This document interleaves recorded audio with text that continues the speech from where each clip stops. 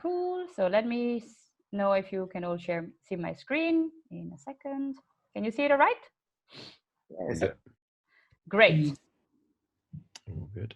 Awesome. So this presentation is a bit detailed. It has quite a bit of written information because I thought I could share it afterwards with anybody that needs it, even outside Globant if you can and if you find it useful. It also has information for people that are used to remote working and others that really aren't. So if it feels repetitive, you tell me and I'll skip some slides. So what I'm going to cover is how to set up your remote working day, some remote working tools, working times meetings and workshops, and how to run these online, how to sign out at the end of the day or gathering ideas to do so, some additional Globant tips, and then some questions from you.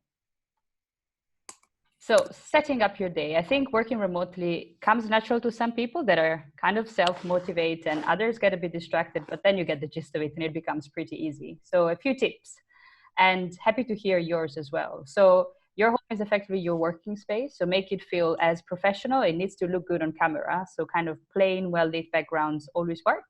But also for yourself, play some classical music or just, make it feel bearable and quiet and distraction-free. Dress up as usual. It's okay to wear a shirt and pajama pants or just, half makeup and then the rest comfy clothes. As long as you look professional on camera, it's fine. But also, putting some makeup on and just prepping as if you were going to work helps me getting into mood and being fairly productive as well. It's easy to work 24 hours for a day if you're working remotely, and it's easy not to stop. So be fairly strict with your working hours. I think we're 8 to 5 to match client hours, but if you start at 7, don't work until 9, and try not to take out your computer in the evening as well. And do take breaks or you'll go mad. Plan and organize working day. So I think plan with colleagues and chunk it up and just respect the working hours that you would have normally without making everything blend into a normal life and work day. Get your kit ready. I failed this time. I don't know what Zoom did, but I think if you find your Wi-Fi slow in the morning, or if your headphones are not working, or if you need to restart your Wi-Fi, do it before you start the day so you avoid problems afterwards. Have your camera on by default. I know for some people it's not possible because they're on a desktop, but if it is, it makes every meeting and call feel more personable, and also it forces people to pay attention to you. And you can spot if somebody gets distracted. Set regular morning check-ins. I think we've done this already, both within projects and people that are not working on specific projects, and I think it's working really well. So thank you, Paulette and Joe and everybody that has suggested it. And then be on time and respectful of other people's schedules as well as time zones. So working from home doesn't mean it's okay to take calls at 10 p.m. And if other people want to finish at 5, that's okay as well. So be mindful of that.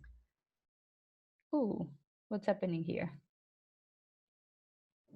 Give me 1 second. I don't know if anyone else finds this, but on your first point, Robin, about the space, I'm so much more productive using a desk instead of sitting on the sofa working. I don't know, just being on the sofa puts me in relaxed mode. Does anybody else find any little tips or tricks that work for them?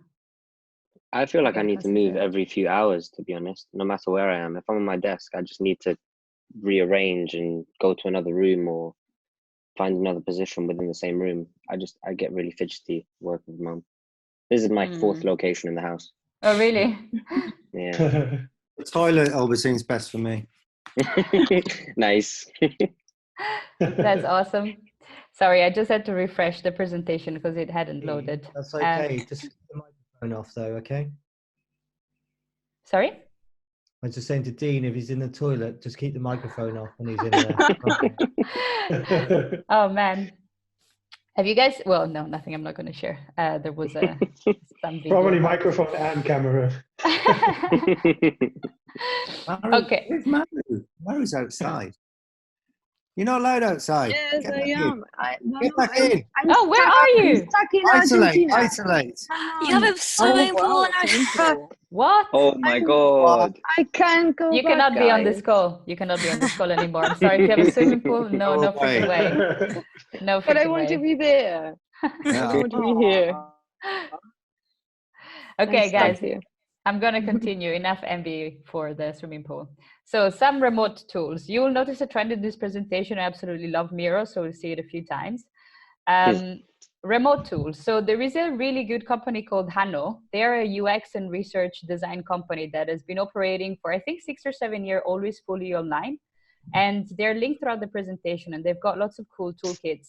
So this one is, for example, an overview of different tools you can use to facilitate online and remote working. And they've got lots of tips, for example, how to set up your cameras, how to make the most of Zoom, and so on. And you can visit it following this link. Here is a number of tools that I consider the basics, and each one is linked to tips on how best to use them. So Hangouts is a given. Zoom seems to be the best video conferencing tool, and I have a page on that. Google Suite is fantastic. If you need to set up an agenda, if you need to collaborate, prepare a slide, but also if you don't have access to Miro or more sophisticated collaboration tools, it's really great. Figure It Out, Pablo Bognar suggested it, and it's just a Chrome add-on that allows you to see all the different time zones. And yeah, keep in mind the people you're working with and what time is for them. Slack, we know it. Miro, we'll hear a lot about it. Miro is similar to Miro. So if you don't have a subscription to Miro provided by Globant, Miro has a 30-day free trial, which we could potentially use in this time period if there is no budget for a subscription. And then good equipment basically has a link to how to think about your microphone, camera, the room you're in, and some tips on making the most of tech when you work remotely. Also, if you're an expert on any of these tools, offer to help others. I had a session yesterday morning with Tim to help him organize a workshop on Miro, and it was not too much effort for me, and it makes life a lot easier. Few tips on video calls, and I fail at quite a few of them. So find a quiet spot and well lit to join your call, have camera on if possible. Make sure your microphone is on and works really well. If you're not talking, maybe mute yourself. And if you, maybe try and avoid making all those little noises like, yeah, or small comments, or if your environment is noisy, just mute yourself. You can have some other etiquette, like raising your hand if you want to speak. If there is lots of people in the call, you can just talk. And thumbs up if you agree with something. And there is a few more tips in the link that's below. So working time. This is about our actual work time and focus time, not when we have meetings or calls or workshops, because I think it's important to safeguard this as much as possible and not feel the need to respond all the time. So here is a few images of people and how they've got their remote working setup. You all kind of look like you're in the same house. Yeah, that is true. There's a lot of people with white backgrounds. I don't know if it's a conscious choice or just a bit boring. I don't know. So a few principles, and I'm sure you've got lots more, and I've linked a Miro blog that talks about life hacks to just ace at remote working. The first one, which I find really helpful, but maybe it's best to communicate it, is set your calendar really quickly so that people know when they can contact you and not. So I tend to block myself out working time. I don't normally name it as working time, but I think that could be useful so that people know when they actually need to leave you alone because you're focusing on something. And then if you have meetings and if you have free time, then they can contact you, and also respect other people's calendar to do this. But this essentially makes what you're working on visible, and a little bit like you were people seeing you in the office and seeing that you were very busy or just chit-chatting, and they know when to contact you and when to disturb you.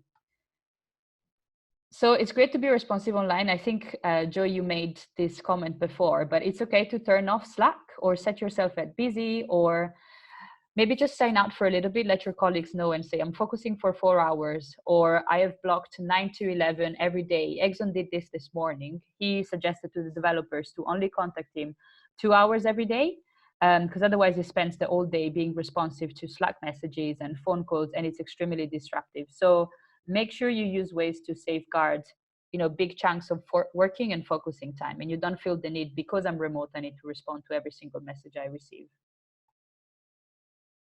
Live working tools can be pretty much anything, from a spreadsheet to a Google Doc, anything that shows you and other people typing on the same doc. It's a lot more powerful than just speaking to the camera to people. I think we had an example a couple of days ago. We had a fairly complex presentation about a new ways of working, and the guy was just talking to the camera. And about 1 minute in, you get distracted. Like, I find that for myself, I don't know if you agree, but I always think it's best to show something and talk over it. And that just keeps people focused and keeps the conversation a lot more easy to follow and interesting. Now, it's not easy for everybody to work remotely, and a lot of random stuff can happen. We saw it today. So I would say try and be as empathetic as possible. When you start a workshop or a meeting or something new, you might have to explain a few times how it's going to run or how the tool is going to work. And you have to help people along the way, or, understand if people are having issues, if they need a break, if they need to suspend the session. I think general, empathetic and respectfulness can go a very long way, especially if we're trying to almost set ourselves as a digital by default and remote by default company. I think it's quite important to help our clients understand how best to behave online and how to make things as easy and fluid as possible. This one was inspired by Joe. So Joe had a really good idea of have a daily good morning check-in within our small working team. And I think this really makes a difference. It's just chit-chatting and aligning in the morning. And I think it makes yourself a lot more accountable if you have shared with somebody what you're going to work on. It's not really different from a stand-up. Hello. Ah, sorry. That's okay. Did you want to say something? Oh, God. I'll just keep going. I think it was a... Thanks. That's okay. So yeah, setting check-ins makes yourself more accountable because you've committed to doing something throughout the day. And I think it's good to also celebrate success online. And that's why we've set those weird remote working drinks on Friday, just testing how that works and if it can keep some of the spirit that we would normally have in the office. And actually, we tried uploading online the other day. It's kind of weird for the first minutes, then it's okay. So it's not a bad way to celebrate, or if you agree with somebody. So something I keep forgetting is to take a break, and it's not so much a food break, but really a break. Walk away from the laptop, go sit outside next to your swimming pool if you have one, and if you live in Argentina and it's sunny, damn. But in general, just allow your brain to rest. Every couple of hours, try not to set back-to-back meetings, but really breathe, change space, and get a breath of fresh air. Are you taking any breaks? What's happening with you other than food breaks? Because I've heard that a few times. Dog walking breaks are good. Yeah, I literally go out for a walk. Nice. Yeah, lunchtime, try and go for like a decent brisk walk, because otherwise you just get some fresh air. Day. It's only if you're allowed to do so. If they close you off, guys, that's something you need to be aware of. Yeah. So where exactly are you walking, people? Well, the fact is they are talking about shutting down anybody going outside, aren't they? So, yeah. I thought they said they're definitely not going to do that, but no, they keep on changing their minds. Though, I think the point is get away from your PC for even if it's just for 5 minutes, and actually just take a break, whether that's getting a cup of coffee, tea, whatever, but just away from your PC. Mm-hmm. Give me 1 second because Aurelie is asking to join and she's unable to do so. Or just go into the toilet. No, I just do that while I'm sat at my desk. Give me 1 second. I'm just trying to let Aurelie access again. I don't know how she... It's far more effective. Get more work done with a commode. Okay, I think she's in. Cool. Oh God, sorry guys, have you heard me swearing in French? Nice class. So funny. Aurelie, you're on the spot then. What's your way to take breaks? Are you taking breaks? I've been using, I was really happy to find that the Calm meditation app has provided free resources. So there's things like mindfulness, but also if you start feeling anxious or stuff like that for whatever reason, there's stuff for emotion. So I've done that this morning before starting work, and cool. just going at the window, take some air. Yeah. That's really nice. Yeah. Cool. Let's continue. Unless somebody else has any special tips for breaks. Do you have any tips not to eat, by the way, to avoid going to the fridge every time you take a break? Because Joe and I seem to have a real problem with that, given houses are fully stocked. Robin, having been other than isolated- willpower. Sorry? Maybe having like been staying in for 9-10 days now, I think your appetite starts adapting at some point. You like, I don't know how everyone is going to react to it, but I'm much less hungry, snacking less, hungry for the main meals, but snacking less definitely after some time. Okay, that's good to know. I hope it happens to me as well. And maybe definitely just eat drinking more fruit alcohol. candy instead. Yes, more alcohol. Yeah, the G self behind you, Joe. It's kind of dangerous. But I think anyway, like our instincts are gonna make us do some rations. Like when you leave a cat flat for some time and they know they're gonna be alone, they eat very little by little. So, well, let's see. Yeah. Okay, so into meetings, most of the things I'm going to say here kind of apply to normal meetings as well. But I think there is a few general rules that can help making remote meetings more efficient. So always try and send detailed agendas and questions ahead of time, especially if your meeting or session requires thinking time or defining something together. Try joining calls on a laptop. I think if you can't obviously join on the phone, but having everybody on the same ratio and video makes it feel like you're all in the same room. Keep it short. I think anything above 15-30 minutes might become a workshop or a working session. So don't just run it as a meeting or as a call. And if you actually have to set up regular longer meetings, try to do it less frequently and just when it's necessary. Again, respect time zones. And I think it's also quite important to define some informal agenda-free water cooler meetings where you can just, chill, share, feel like you're in the office and connect with your colleagues. I know we've got the morning meeting that's happening in London, but yeah, I think whenever you feel the need also just chat with a colleague and as if you were in the office effectively. And also, I know we don't really do this at Globant, but maybe a meeting-free day would be fantastic. That's like the dream, but I know it's pretty hard to achieve, but increases productivity. Now, to wake everybody up, I would like to propose an exercise. So if you can all turn your cameras towards a place where you can plank and get into a planking position. You can refuse to do this. I'm not going to force you, but if you're happy to do it, if I get a lot of consensus, I would love you to do it. It's only for 10 seconds. I'm definitely doing it.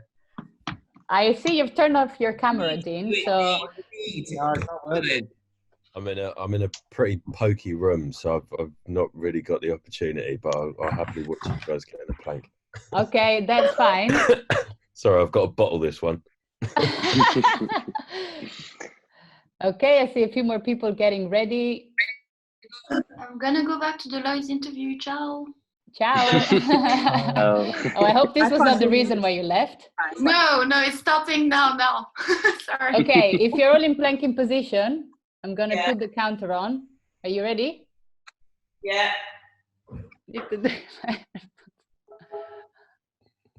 Great work.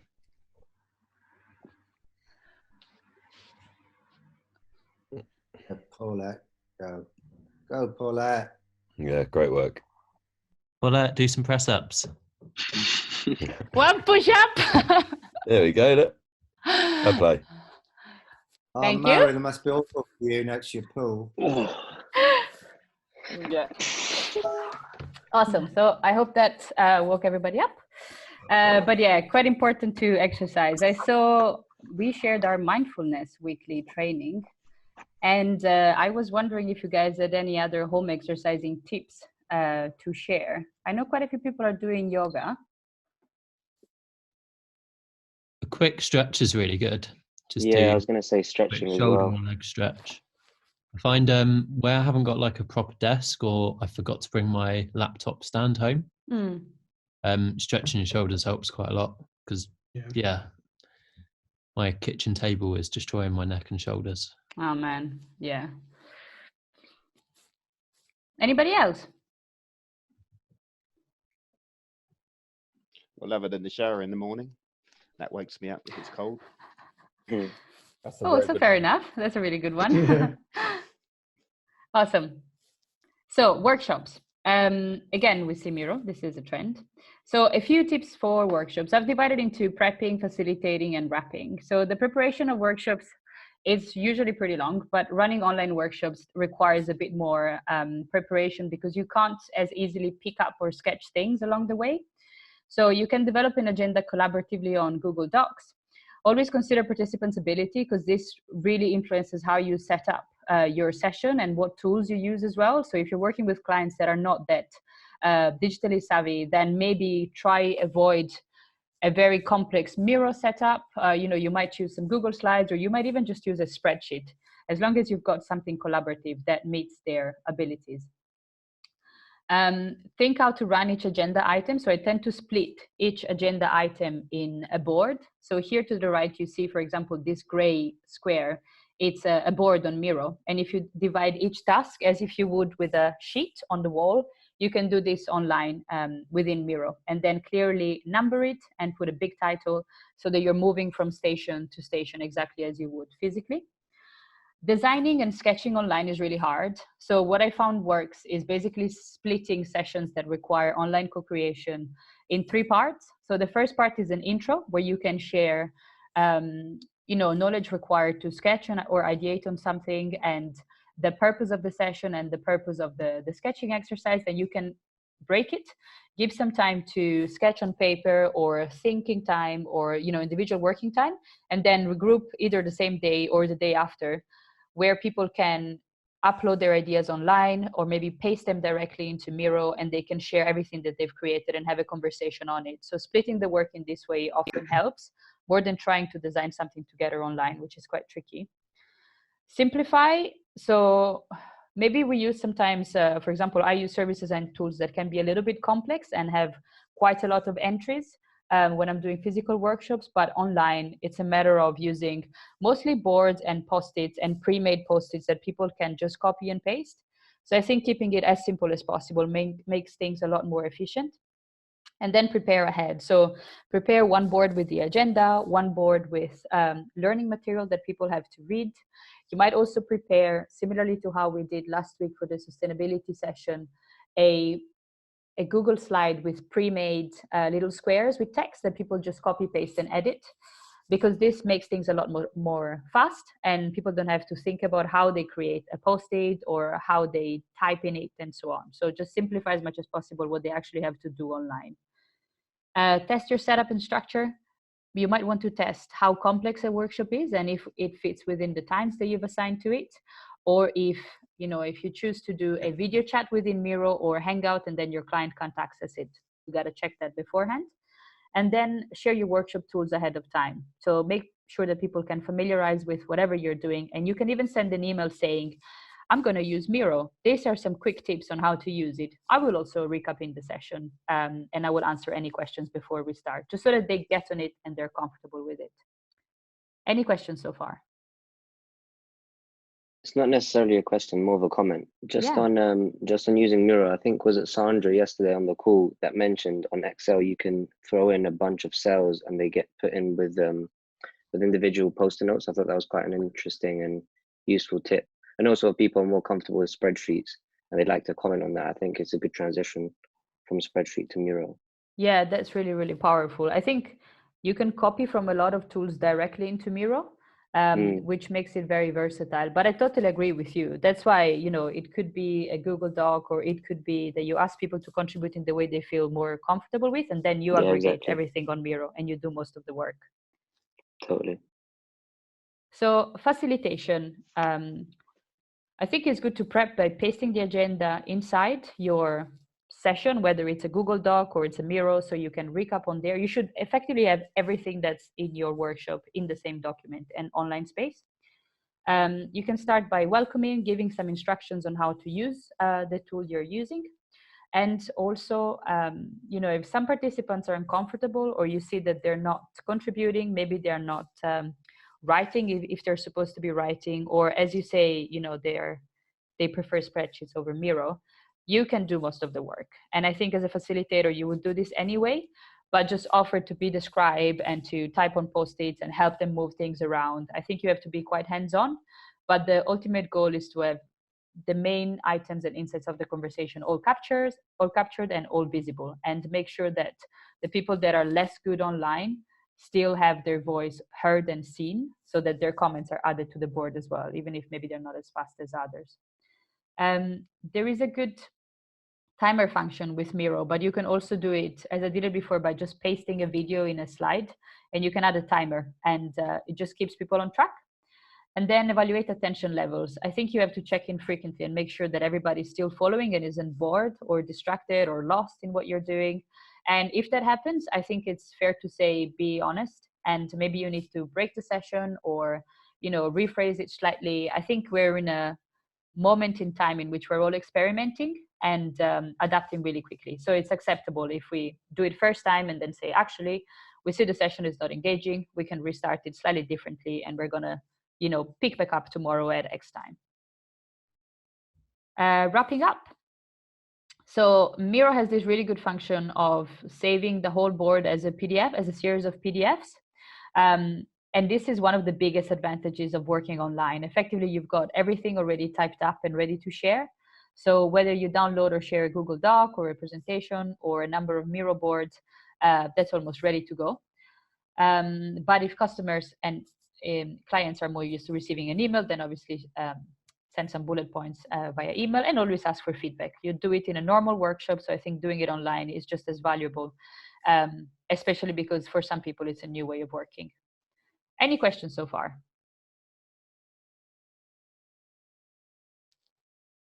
Cool. Now, a few tips specific to Miro. And I'm talking about Miro because it was introduced by Guille Ramirez when we were working on Nissan. The main reason why we started it is because we had to set up shared sessions with Japan and with Argentina and with Mexico. And we were using it to set up Globant in a way that remote workers and offsite workers never feel disconnected to the team, and they feel as present as physical ones. Now we're all remote, so this has naturally transitioned to a tool that everybody at Nissan is using. Miro is very, very similar. I'm just not as used to using it, but the functionality is pretty much the same. So a few tips, and yeah, happy to hear if you have a few more tips on the call as well. Basically, there is a number of online tutorials to learn how to use Miro and to improve your skills. I found the easiest thing is to jump on the call with somebody that's new at it and give them a quick, intro tutorial. I've done it with Michael and I've done it with Tim, and that's very fast and it only takes away 10 minutes of your time. So I recommend, if you feeling lost and if you need to use Miro, just ask and I'm happy to show you around. You can use a number of existing templates. So say if you want to run a stakeholder mapping tool or a backlog requirement workshop, or even, I don't know, like a matrix of any kind, you can browse this library of tools and templates and you can paste them into your boards. I still recommend to simplify some of them because they're very colorful, and you can strip them back a little bit. You can also join live chat sessions directly with Miro. I think the connection is not as stable as Zoom. So if you know you've got a weak connection, maybe avoid it. But if you have a good connection, it's really handy because you don't have to swap between two screens. And one user from another, you can take control really easily of the screen, and you can share what you're working on, what you're talking about, and then another person can share and take over. So it's very smooth, and the collaboration happens really, really well within the boards. The way I organize it is one task per board, a little bit like you see here. The green one is one task, numbered with a big title, and then lots of pre-made post-it notes that people can copy, paste, and write on and move around. And there is a little countdown timer. There is a link here to install it, but you can start it every time you've got a task and see the timer in the Miro screen. And also there is a good function, which is a timed voting session. If you see the little toolbar at the bottom left of the Miro screenshot, it's a little thumb up. And if you start that, for example, after you've generated a number of ideas, or if you have put together a number of questions, everybody gets to vote on them for a set period of time, and you can control that. So that's really good if you want to do online prioritization. Two things that came out of a workshop that Mark and Tim ran today. I think it was their first time on Miro. Bluetooth mouse doesn't work really well on Miro. And sometimes if you hit spacebar instead of return, it can cancel the content you've written. So they told me, yeah, share that and be careful about that. Is there any specific questions on Miro, or like I can show it quickly, or if you have any other tips to add or any things you like or dislike about it?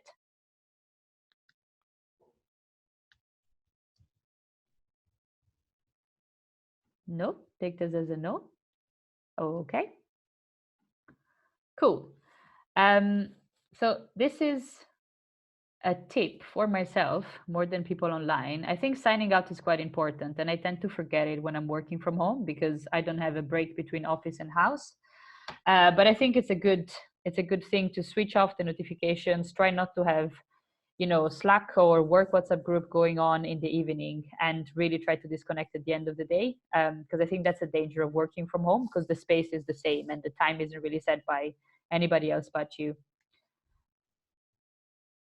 Do you have any end of the day rituals, end of the day things that you like to do, or how you make sure that you don't continue working in the evening, or are you working in the evening, or more than usually?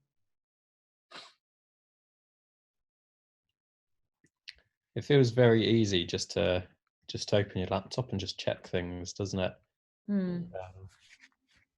Yeah, sort of have been most evenings, but yeah, likewise. I think it depends on the day, really.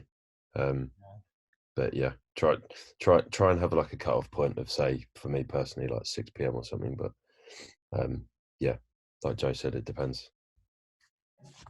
For me, like it's easy to do.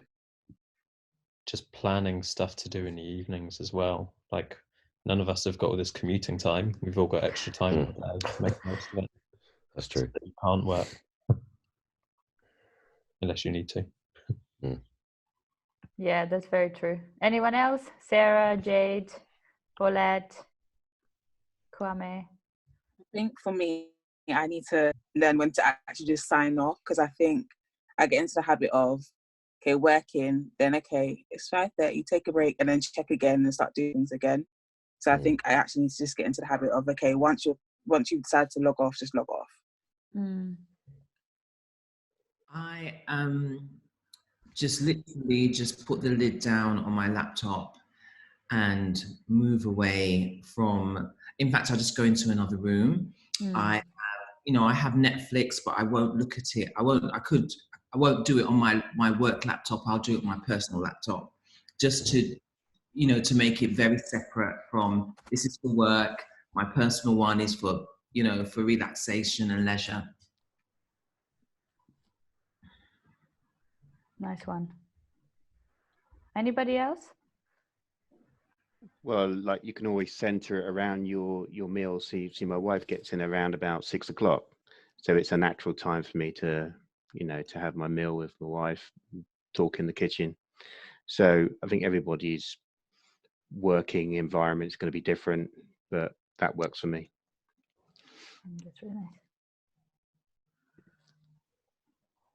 Cool. So I've got a few tips that were sent by people that weren't able to join the presentation, and there is basically infinite resources to work remotely. So I hope what I've included, you found it helpful, and there is lots of links throughout the presentations that you can go back and read more detailed tips that are related to either tools or ways of working or things that you're trying to achieve.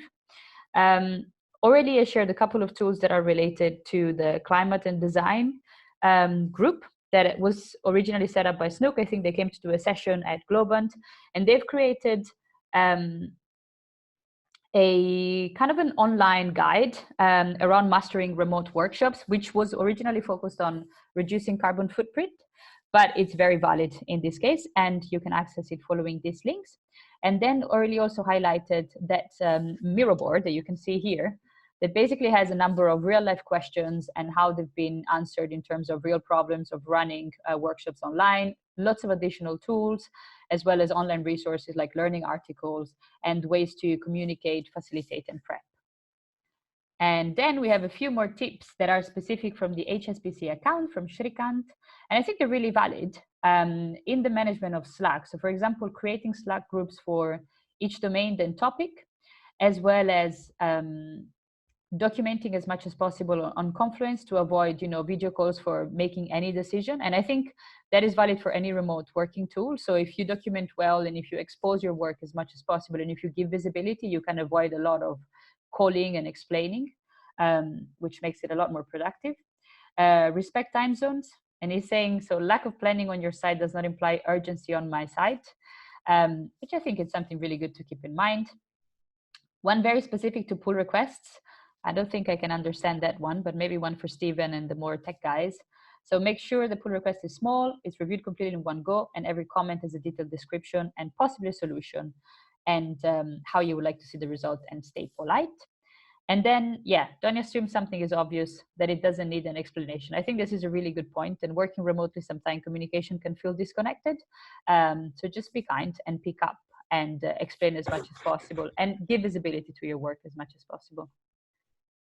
This is the end. I hope it was helpful. And do you have any questions or comments or feedback? This was great. It was really, I really enjoyed it. This is amazing. Really useful. Thank you very much. It was good. So I went it's fast. nice to see you all. Oh, it is nice. That's Gina. Who was that? That's Mary. Oh, I confused your voice. Yeah, I know you ignore me because I have a pool here, but oh yeah, that's it. Unbelievable. Does anybody have any specific question or issues they've had so far, or maybe you've got some something you've planned to do and you don't really know how to do? A little tip that I've actually stolen from you, Robin, and I think you mentioned it on the calendar where you block out your working tasks. That's really useful, and I found myself to actually understand and break through my day a lot quicker and a lot more efficiently. But just kind of a really weird question. If I was, because I know other people can see my calendar, but if I set different colors, because that's how I determine what my meetings are and what my tasks are, can someone else see that? I don't know. We can do a test. I don't think so. I've simply written working time. They can't see colors. Okay, cool. No. Okay. But you can write like WT, working time, exactly. or something like that. Yeah. But no, that was it for me. Nerdy calendar question. Anything else? Or if I missed something, or...